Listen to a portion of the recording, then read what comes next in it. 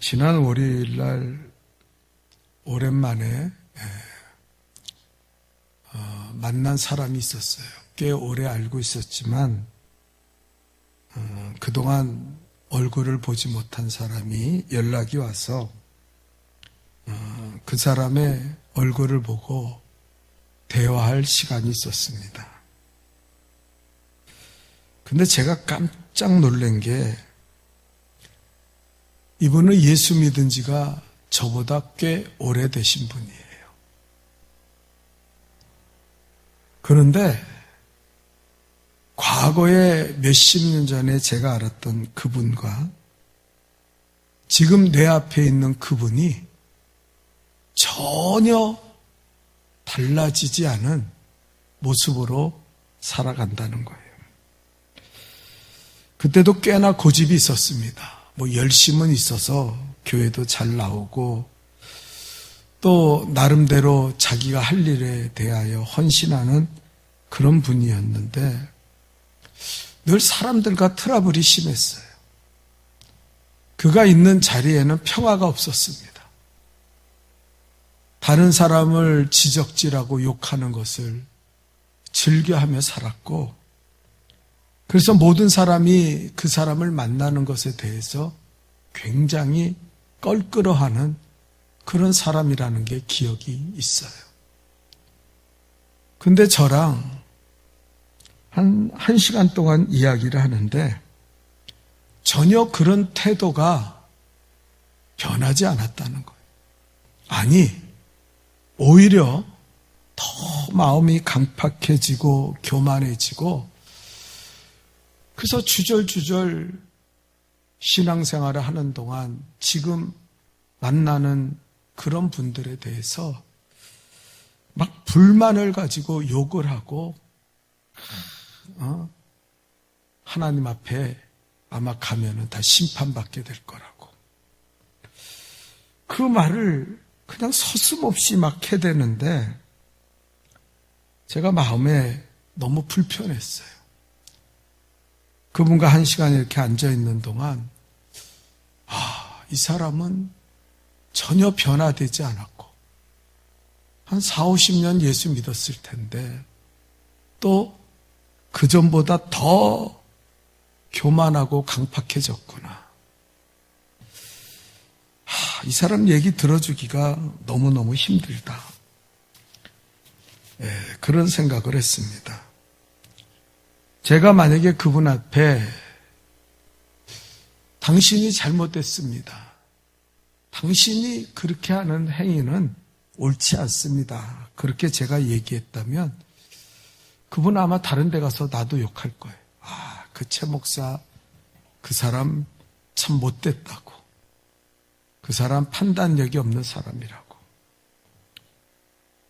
너무 절망적이고 그래서 앉아서 아무 대답도 못하고 그냥 들어주다가 무거운 마음을 가지고 집에 돌아왔어요. 여러분, 오늘 성경에 읽진 않았지만 고린도후서 5장 17절에 보면 이런 말씀이 있어요. 우리 한번 다 같이 읽어볼까요? 시작. 그런즉 누구든지 그리스도 안에 있으면 새로운 피조물이라. 이전 것은 지나갔으니 보라 새 것이 되었도다. 그리스도 안에 있는 자는 새로운 피조물이다. 이전 것은, 과거의 것은 다 지나갔으니 이 사람은 새 사람이다. 그렇게 고린도후서 5장 17절에 말씀하고 있죠.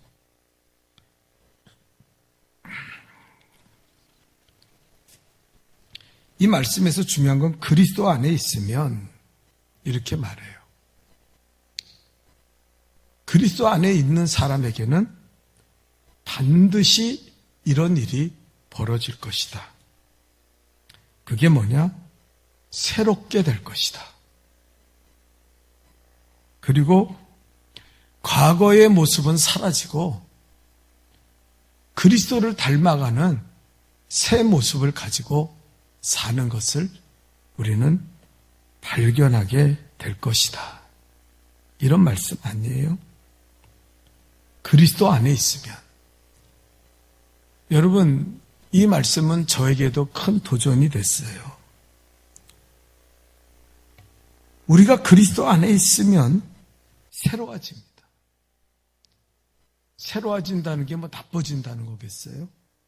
과거에 잘못된 것을 다 청산하고 보다 새로운 사람, 보다 새 은혜를 누리는 사람이 된다는 거죠. 근데 솔직히 우리 자신을 바라보며, 저도 제 자신을 바라보며 한번 생각해 봅시다. 우리는 새로워지고 있었습니까? 과거에 철없을 때 예수 믿던 그 모습이 지금 몇십 년 예수를 믿어왔던 그 모습 속에서 우리는 전혀 새로워지고, 그리고 하나님의 형상이 드러나는 거룩한 삶을 살아가고 있습니까? 아니면 어쩌면 아까 그 말씀드린 그 사람처럼 더 못돼지고 더 고집이 세고 자기의 의밖에는 모르는 그런 나쁜 사람이 되고 있습니까? 그 핵심이 그리스도 안에 있으면이라고 이야기하는 거예요. 우리 교회 다니니까 우리는 예수 안에 있는 거지라고 가볍게 생각할 수 있습니다. 우리는 그냥 나 주일날도 나와서 예배 드렸고 오늘도 수예배 나와서 예배 드리잖아. 그러니까 나는 그리스도 안에 있는 사람이지. 그것으로 우리가 그리스도 안에 있다 없다를 결정하지 않는다는 거예요. 고린도후서의 말씀을 보면은 우리가 얼마나 새로워졌는가, 과거의 그 성품과 그 악습을 버리고 얼마나 새 것이 되어 살고 있는가, 이것이 우리가 그리스도 안에 있는 사람인가 아닌가를 결정하고 있다는 사실을 우리가 읽은 고린도후서 5장 17절은 말하고 있는 거예요. 여러분, 새로워져야 되는 거예요. 우리가 이 사순절을 맞이해서도 십자가 붙들고 살자 그랬는데 우리는 새로워지고 있습니까? 그전보다 더 게을러지고, 그전보다 더 나태해지고, 그전보다 더 주님을 멀리 떠나 세상의 죄악과 벗하며 살아가고 있지는 않습니까? 그다음 그 핵심이 뭘까요? 우리가 그리스도 안에 있지 않다는 거예요. 우리가 십자가 붙들고 살아가지 않는다는 거예요. 입술로는 주여 주여 하는지 몰라도 우리는 전혀 십자가와 상관없고 예수 그리스도와 상관없는 그런 삶을 살아가고 있다는 걸 말하는 거예요. 우리 스스로 우리 자신을 보면서 그런 생각을 할 수 있겠죠. 나는 그리스도 안에서 새로워지고 있는가? 나는 더 점점 신령하고 은혜의 사람으로 변화되고 있는가? 아니면 더 게을러지고 나태하고 제약된 마음 품고 하나님을 향한 신령한 은혜를 잃어버리고 세상과 벗하며 살고 있는가? 그렇다면 그건 이미 내가 그리스도를 버리고 살아간다. 그리스도 안에 거하지 않는다는 거예요. 특별히 오늘 본문에는 그리스도 안에 거하지 않는 옛사람의 성품을 가진 사람에 대해서 이렇게 이야기하고 있습니다. 몇 가지 특징을 이야기하죠. 옛사람은 어떤 사람이냐? 우리 한번 살펴볼까요? 17절에는 그랬어요.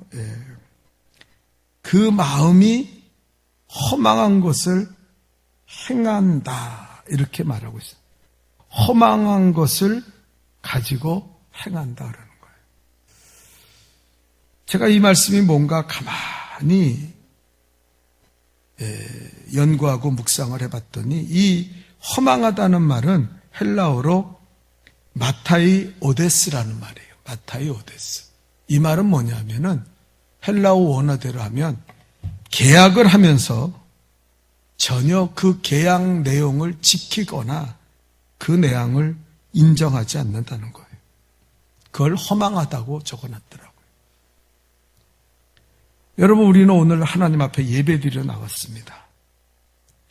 하나님은 분명하게 말씀하시기를 예배드린 자는 영과 진리로 예배할 것이다. 내가 그런 자를 찾고 있다고 말씀하셨어요. 어디서 예배드냐? 예루살렘에서냐? 시온성에서냐? 그것이 중요한 것이 아니라, 그리심산이 중요한 것이 아니라 영과 진리로 예배한다. 그럼 그 영과 진리로 예배, 우리가 예배할 때 전제 조건이 그거잖아요. 이걸 로마서 12장에서는 이렇게 풀이하잖아요. 너희의 몸을 하나님이 기뻐하시는 산 제물로 드리라. 이것이 너희가 드릴 영적 예배니라. 하나님 말씀 앞에 내가 복종하고 순종하겠나이다. 내 자신을 하나님 앞에 드리겠나이다. 그런 마음 없이 허망하게 몸만 나와서 예배 드리면은요, 그것은 옛사람들의 모습이라는 거예요. 이스라엘 백성들이 하나님 앞에 예배 드릴 때 이렇게 예배 드렸어요. 말라기서에 보면 저는 거, 눈먼 거, 그리고 상에서 도저히 내다 팔 수 없는 것들만 골라가지고 하나님 앞에 그걸 제물이라고 드려요. 하나님이 그 제물을 받으실 때 뭐라 그럽니까? 내가 심히 모욕을 느낀다. 차라리 누군가가 이 성전의 문을 닫아줬으면 좋겠다. 여러분, 이게 허망한 거예요. 차라리 안 드리면 그만이에요. 그런데 그럴 순 없으니까, 눈치가 보이니까, 그러니까 저는 거, 눈먼 거, 내다 팔 수 없는 거, 그런 것만 골라서 이거 있으나 마나한 거 하나님 가지시오. 그리고 드리는, 그게 허망한 예배예요.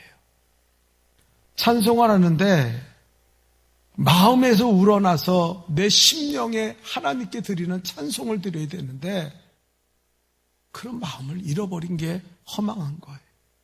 입술만 오물오물거립니다.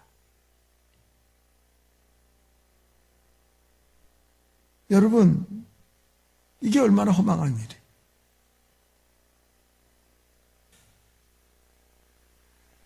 제가 옛날에 연합성에 가서 그 연합성회 때 이제 잘 모이질 않잖아요. 근데 특별히 이제 옛날에는 3.1 집회를 하면 성가대를 교회마다 세우는데 그 성가대가 뭐 집회 은혜 받으러 나온 게 아니고 그냥 그 교회에 위신이 있으니까 찬양해야겠다고 나와요. 그러니까 강사들이 이렇게 말해요. 오늘 찬양 참 은혜스러웠습니다. 그런 다음에 하는 말이 뭐냐면은 어제 성가하신 분들은 한 분도 안 나오신 것 같은데 여러분들은 내일은 은혜 받으러 나올 거죠? 그러면 그 성가대원들이 그 강사님을 쳐다보면서 좀 뭐랄까 멋쩍은 웃음을 치면서 아멘을 못해요. 왜? 내일 안 나올 거니까.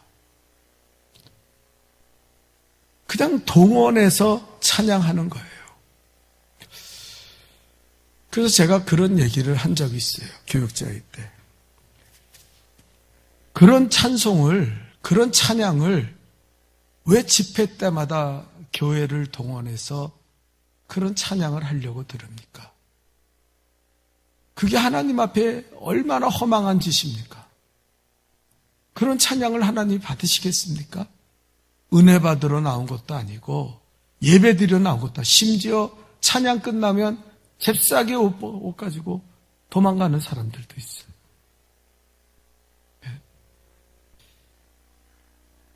그 집회를 형식적으로라도 해야 된다면은 뭐 어쩔 수 없지만, 그러나 그게 얼마나 허망한 일이에요. 우리가 그리스도를 떠나서 옛사람을 가지고 살면은요, 점점 나빠지는 게 이 허망해진다는 거예요.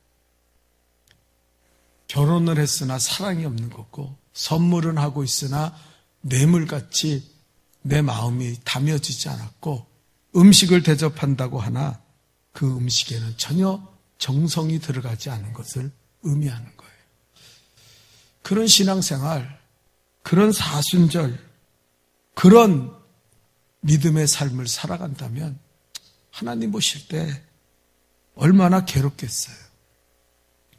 이것이 허망한 사람들이 옛사람이 형식과 습관을 따라 신앙생활하는 거죠. 옛사람의 두 번째 존재 양식 특징을 보니까 이렇게 말해요. 우리 따라합시다. 총명이 어두워졌다. 지혜가 없다는 거죠.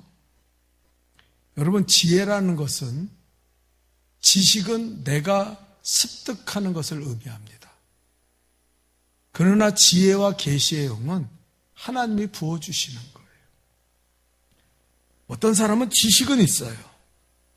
그런데 하나님을 향한 지식이 없어요. 호세아 선지자가 이스라엘 백성을 향해서 뭐라 그럽니까? 여호와를 알되 힘써 알자. 그래요. 몰라요. 여러분, 우리가 교회 다닌다고 하나님 뜻 압니까? 하나님이 나를 향한 선하시고 기뻐하시고 온전하신 뜻이 무엇인지, 오늘 하나님이 이 시대에, 이렇게 악한 시대에 그리스도인이 되어 직분을 붙잡고 살아가게 하는 하나님의 부르심이 뭔지를 압니까? 하나님 우리를 예배자로 부르시고 거룩한 기도의 동역자로 우리를 부르신 걸 전혀 몰라요. 왜 총명이 없습니까? 그냥 내 멋대로 살고 내 멋대로 신앙생활 하면서 그렇게 사는데, 그게 점점 퇴보하고 있다는 것은 우리가 그리스도 안에 살고 있지 않다는 거예요. 여러분, 사람이 눈이 좋아도요, 꼭 보기 위해서는 필요한 게 이제 빛이 있어야 돼요. 아무리 눈이 2.0, 3.0, 5.0이 된다고 해도 빛이 없으면 캄캄해지면은요, 그 사람은 소경이나 다름이 없습니다. 우리는 성경의 빛은 하나님, 예수 그리스도라고 이야기해요. 어떤 사람은요, 세상적인 쓸모없는 지식은 가득 가지고 말도 잘해. 그리고 둘러대기도 얼마나 잘 둘러대고 변명도 얼마나 잘하는지 몰라요. 그런데 지혜가 없어요. 하나님을 경외하는 것이 지혜의 근본이라는데 총명이 흐려져 있어요. 하나님을 두려워하지 않아요. 여러분, 저는 목사입니다. 목사의 가장 큰 목사됨의 정체성이 뭘까요? 설교하는 거요? 저는요, 설교에서 변화되는 사람을 지금까지 그렇게 만나본 적이 없어요. 설교를 듣고 저 사람이 새로워지고 변화된다? 아니요, 오히려 어떨 때는 설교를 많이 들은 사람이 더 악하게 살아요. 더 강팍하고 교만하게 살아요. 설교하면 그까짓 거 뭐 맨날 하는 소리 또 듣고 또 듣는 소리, 그러면서 하나님의 말씀을 듣지 못하는 사람들이 너무 많아요. 그럼 목사의 정체성이 뭘까요? 목사의 정체성은 하나님을 두려워하는 거예요. 목사가 하나님을 두려운지 모르고 살아가면은요, 그 다음부터 다 무너집니다. 기도요? 거짓된 기도예요. 성도들이 보나 안 보나 그것에 따라 기도합니다. 네? 목사가 하나님을 두려워하지 않으면요, 하나님의 말씀을 자기의 입으로 전하면서 자기와는 상관이 없다고 생각하고 살아갑니다. 네? 우리나라의 불행한 역사가 뭡니까? 많은 훌륭한 목사님들이 정말 큰 대형 교회를 세우고 그렇게 목회를 잘했음에도 불구하고 그들의 마지막이 어땠습니까? 자기의 설교를 다 뒤집어 엎어버리잖아요. 심령이 가난한 자가 되어야 합니다. 물질의 욕심에서 벗어나고 우리는 하나님의 나라와 의를 위해 살아야 됩니다. 그렇게 외치면서 성도들을 감동시키고 또 그런 설교 듣고 우는 사람도 있었잖아요. 근데 그 사람들의 말로가 어때요? 이거는 내 건데 내 자식에게 물려줘야지. 이걸 통해서 내가 가질 만큼 가지고 누릴 만큼 누려야지. 그분들처럼 그렇게 누리고 가지고 그렇게 부유하게 살다 가는 사람이 어디 있습니까? 온갖 욕을 얻어먹어도 끄떡없이 그 제약된 일을 행하고 그들을 추종하는 대형교회 성도들은 여전히 그 우상에서 벗어나지 못하고 살아가는 걸 보면서 한국교회는 천명을 잃어버렸어요. 무엇이 하나님의 선하시고 기뻐하시고 온전하신 뜻을 분별하려고 들지 않고 세상에 빠졌어요. 옛날에 제가 그런 이야기를 한 적 있어요. 옛날에 목회 시작할 때 전도사 시절에 부유함이 있었겠어요. 그때도 사례비 말도 안 되는 거 받으며 목회를 하는데 어떤 분이 저한테 오더니 그래요. 목사님, 양복이 그거 하나밖에 없습니까? 그래요. 그래서 내가 처음에는 무슨 말인지 몰라서 대답을 못했어요. 예. 그렇네요. 양복이 없네요. 그러고 말씀드렸어요. 그랬더니 그분이 대뜸 하는 말이, 그분은 나를 위한다고 하는 말인 것 같아요. 목사님, 요즘은요, 그렇게 목사들이 가난하고 빈한 모습을 보이면 성도들이 교회 안 옵니다. 좋은 옷을 입고 좋은 차를 타고 다녀야 저기의 목사는 능력 있고 힘 있는 목사구나 해서 교회에 나오지, 가난한 걸 미덕으로 삼는 시대는 지나갔습니다. 그니 목사님, 그 양복 맨날 똑같은 거 입고 오지 말고 좀 새 양복 좀 해 입으시라고. 그분은 저한테 돈을 주는 것도 아니었어요. 그런데 자기 딴에는 그렇게 생각한다는 거예요. 제가 그 말을 듣고 한버트면 그 말이 옳은 것처럼 여겨질 뻔했어요. 그럴듯하게 얘기했거든요. 그리고 나를 굉장히 위하는 척하면서 얘기했거든요.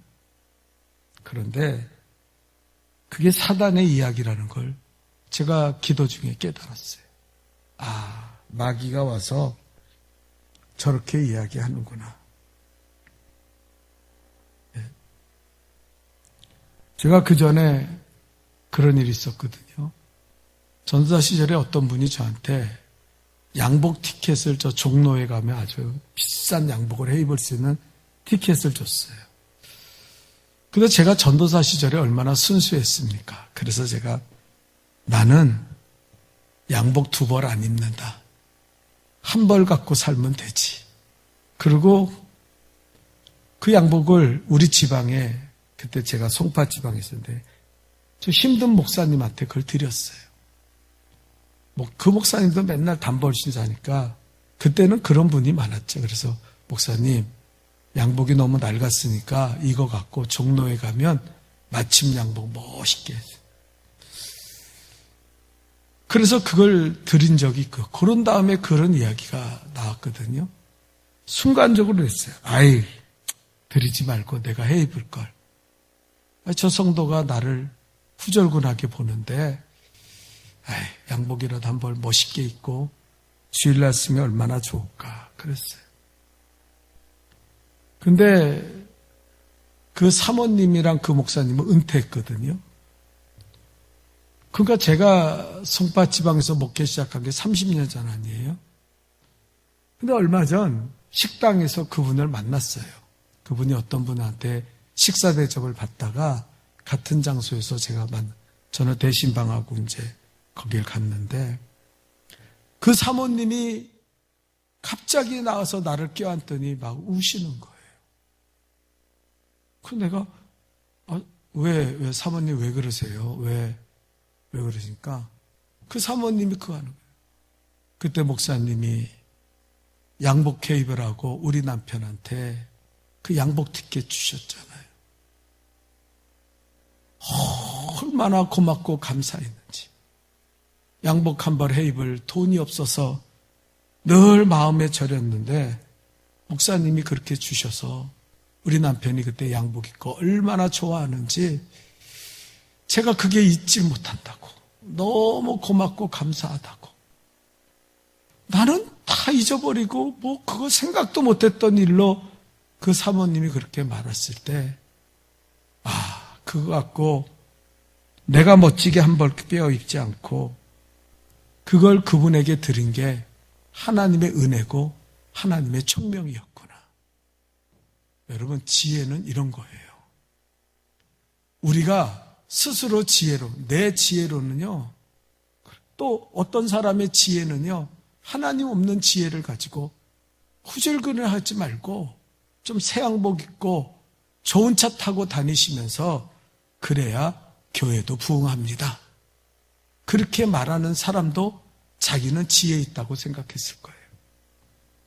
그런데 오늘 본문에는 총명이 어두워졌다. 왜요? 빛 대신 예수님을 멀리하고 세상의 어둠과 동행하면은요, 우리 총명은 쓸모없어져요. 똑똑한 것 같죠? 아주 자기는 잘난 것 같죠? 나는 말도 잘해. 나는 아주 논리적으로 말하는 사람이야. 그렇게 이야기하죠. 그러나 그 사람의 똑똑함은 다른 사람의 상처가 되고 하나님의 영광을 가리고 내가 아까 처음에 만났던 그 사람처럼 남을 정죄하고 욕하는데 천국 가서 보자고 떠드는데 거기에 총명을 잃어버리고 산다는 거예요. 이게 옛사람이에요. 그래서 고린도전서 1장 18절에는 뭐라고 이야기하냐면은 제가 띄워줬네요. 다 같이 읽읍시다. 시작. 십자가의 도가 멸망하는 자들에게는 미련한 것이요 구원을 얻는 우리에게는 하나님의 능력이라. 여러분, 십자가가 예수 안 믿는 사람, 멸망하는 사람 볼 때는요, 저 한심한 예수. 아니, 저렇게 병든 자를 고치고 죽은 자도 살리면서 병신같이 저 십자가에 못 박혀 저렇게 죽어. 저거 참 한심하다. 십자가의 도가 미련하게 보이는 거예요. 사순절 됐는데 금식하고 찔찔 짜고 야야. 심지어 어떤 목사들이 있는지 아세요? 예수님이 2000년 전에 죽었는데 그래서 죽어서 우리를 죄에서 구원했으면 뭘 사순절을 지키냐? 십자가를 붙드냐? 야, 목사라는 인간이 유튜브에 그런 설교를 띄워놓고 사순절 지키지 않아도 된다고. 무슨 십자가가 그리 중요하냐고. 다 예수님이 십자가 지었으면. 근데 예수님 뭐라 했어요? 그 십자가를 지고 나를 따르지 않냐면 내게 합당하지 않다 그랬어요.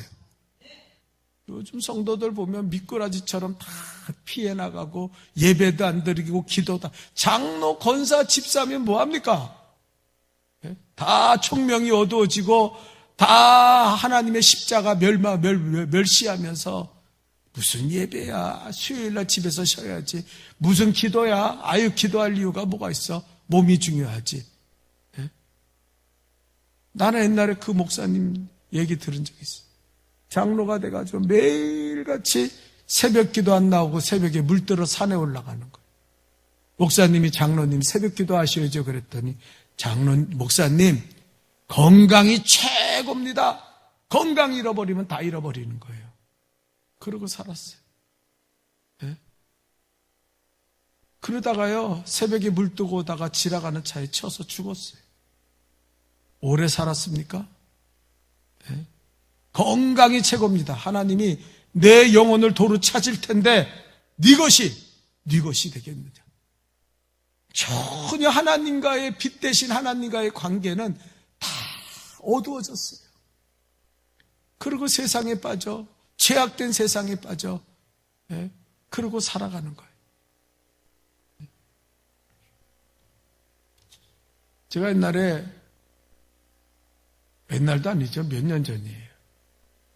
슈퍼에 가서 우리 딸이 뭘 사오라 그래서 교회에서 퇴근하면서 슈퍼에 가서 그거 달라고 했더니 아유 그거 없어요. 다 나갔어요. 그러는 거예요. 그래서 내가 아니 그게 늘 있던 게 왜 다 나갔냐 그랬더니 아유 텔레비전도 안 보세요?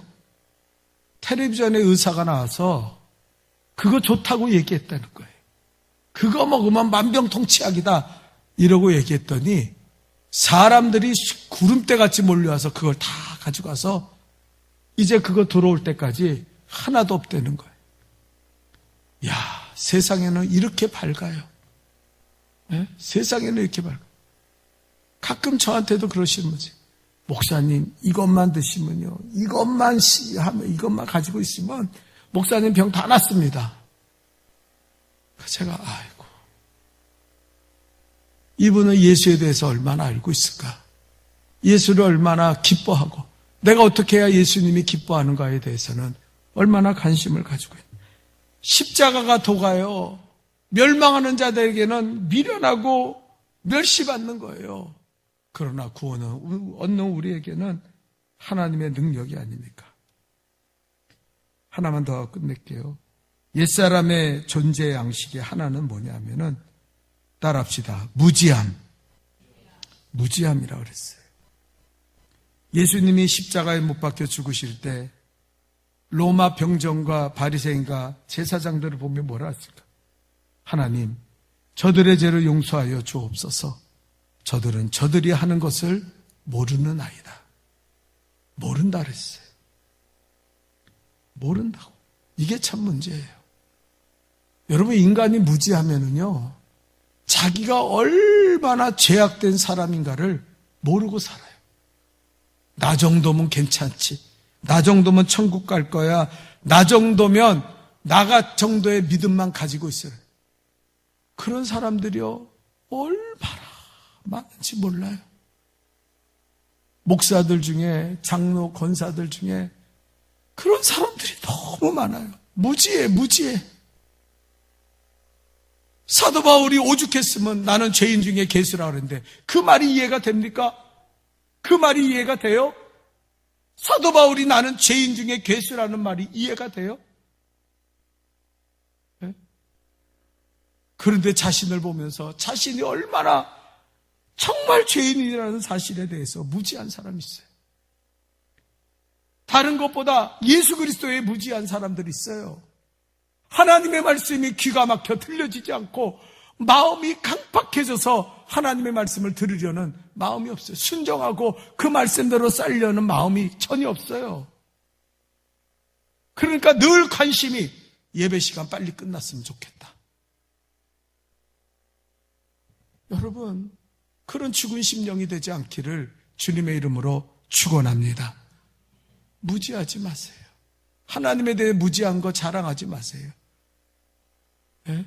하나님의 선하시고 기뻐하시고 온전한 뜻에 무지하면서도 나는 괜찮다, 나는 죄범하고 죄인임에도 불구하고 나는 괜찮다 하면서 무지하게 다른 사람 비난하고 다른 사람 판단하며 살아가지 않기를 주님의 이름으로 축원합니다. 우리는 다 죄인이에요. 여러분, 우리는 이 사순절을 맞이해 한번 생각해 봅시다. 나는 변화되고 있는가? 나는 새로워지고 있는가? 아니면 옛사람의 존재 양식을 가지고 더욱 강팍하고 더욱 무지하고 빛을 잃어버린 그런 미련한 삶을 살고 있지 않은가? 우리는 한번 자신을 돌아보고 회개하는 마음 가져야 될 줄 믿습니다. 하나님 아버지, 이 사순절 예수님은 나의 죄 때문에 십자가에 못 박혀 죽으셨는데